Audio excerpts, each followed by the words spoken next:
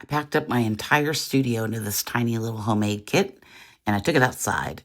But turning this real landscape into an abstract painting, that's where it's going to be super fun. So let's get started.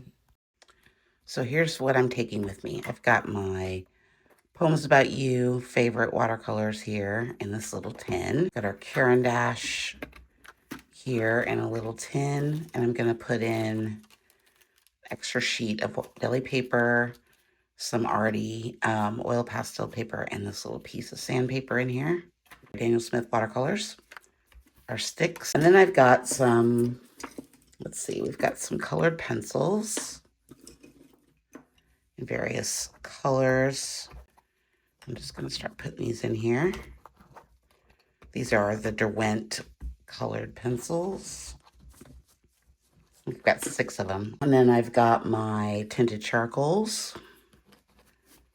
And of course, my Inktense pencils, including my little baby one, which has a little home right there. I knew I was going to put that in that pocket, like, as soon as I saw the pocket. So a charcoal pencil, a regular pencil. This is an 8B.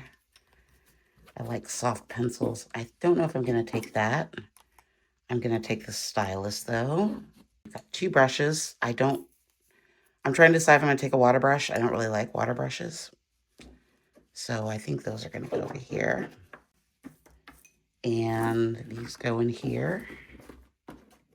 Maybe if I do them like that. Yeah, that's better.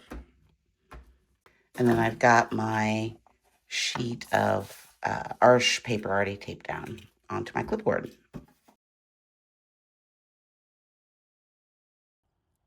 So I'm here at the wetlands, and it's a beautiful sunny day. I did not make it out earlier today. I got caught up in some other things, but it's a gorgeous day. So I'm just kind of looking for a spot where I can do some work. I'm really liking these little stalks coming up here. There's some water over here and then a tree line back there. But I think that's what I'm going to paint like right through there. So I usually begin with a loose sketch, just mapping out the composition, nothing too detailed. This is really important to me, especially in abstract, because I need structure without detail. Spraying down my little Poems About You set here and getting ready to do my first wash in the sky using the indigo. And I got this a little too dark, but that's okay. Scratching back in with a little stylus, coming back in and kind of making these first initial shapes. Scratching back in with the scraper tool. And as I build these layers, I'm starting to think less about realism and more about expression and adding texture and marks and unexpected colors. Here I am coming in with a bit of the burnt orange quinacridone from Daniel Smith watercolor sticks and just adding in some dry brush here to kind of indicate those reeds and playing through there. Just working in the moment, trying to get some expressive marks down, trying not to get bogged down in details, but that's really hard sometimes, especially when you're outside and it's hot and it's bright, and it can be a little challenging doing plein air painting. Here I am trying to indicate some water, and this is where it really got a little sketchy. I got a little too involved in painting water and reeds, but that's okay. I mean, I like these marks. I think the marks are good. I just feel like I could have maybe been a little bit more abstract in my thinking through here.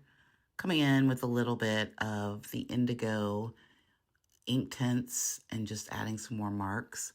This video is sped up a little bit, so that's why it looks so weird. I'm loving this mark that I just put down here, and I love the second marks. Getting a little bolder, kind of starting to feel more like something I might make.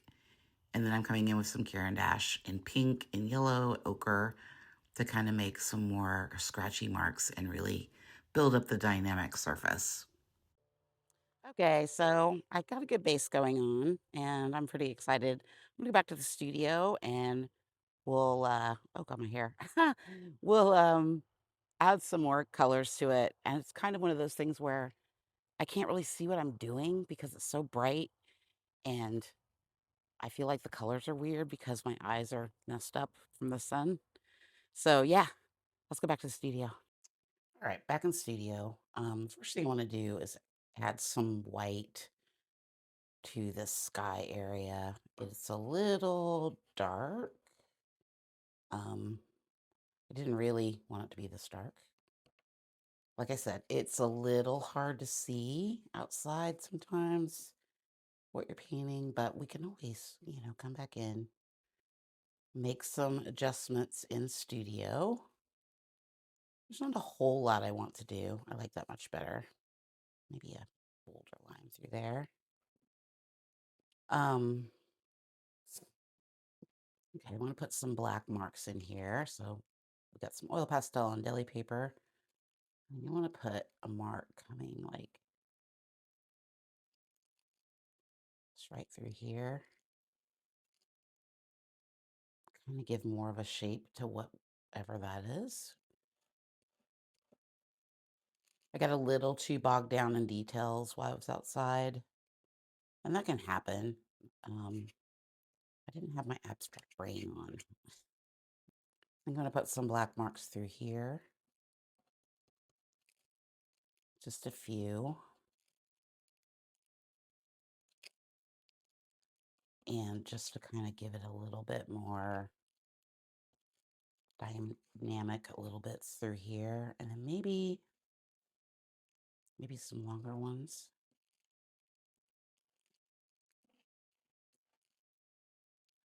For these like reed shapes that I like so much. I got really involved in the reed shapes.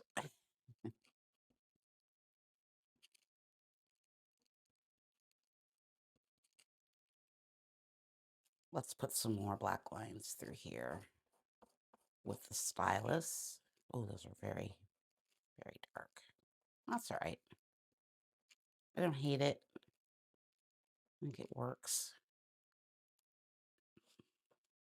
Okay, that's feeling much more like what I kind of wanted it to feel like. I might want to put some white through here just to kind of bring out this area a little bit. It's always an adventure painting outside.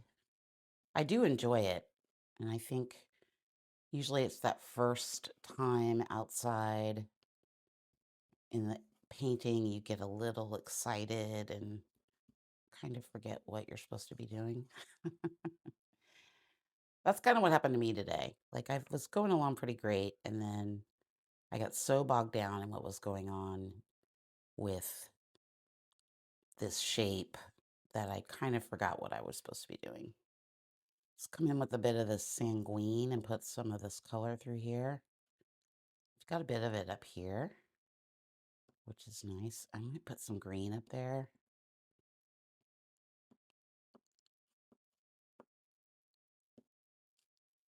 Maybe a little, some over here too.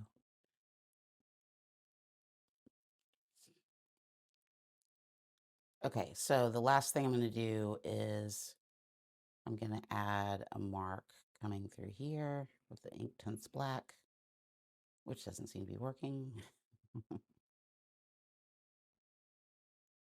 We need some black marks. We need a defining line. I just covered up my tree area there, but I'm okay with that. And then I kind of want to just bring it down. Like, let's bring this down so it kind of comes through there. It's a pretty undynamic line. Okay, let's look at it with a map. Okay, I think I like it. I like the sky much better. I really like this sort of brown line coming through here. And I love these little marks that I made with the scraper tool. Those are kind of fun. I wish I would have done more of those. It gets a little messy coming down into here. I do like this pink and these marks through here with the watercolor. I also really like this mark coming through here. Overall, I'm pretty happy with it. I think I got a little carried away with making marks. And I got obsessed with that water. I don't know why. That's something I very rarely do. I got too involved in making decisions based on the landscape and not just the shapes. But I think in the end, it kind of works.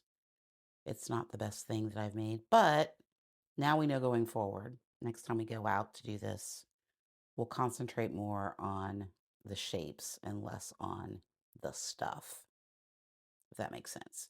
I'm not trying to make representational things, and I don't usually have a problem just making work, but today I got really bogged down that this is a landscape and I need to do this. Um, but I think there are some really nice things going on that I do like. So we'll do this again. Let me know if you want me to do another one of these at some point, maybe one that's not 90 billion degrees outside. Um, don't forget to like and subscribe, and I will see you in the next one. Thanks so much. Bye.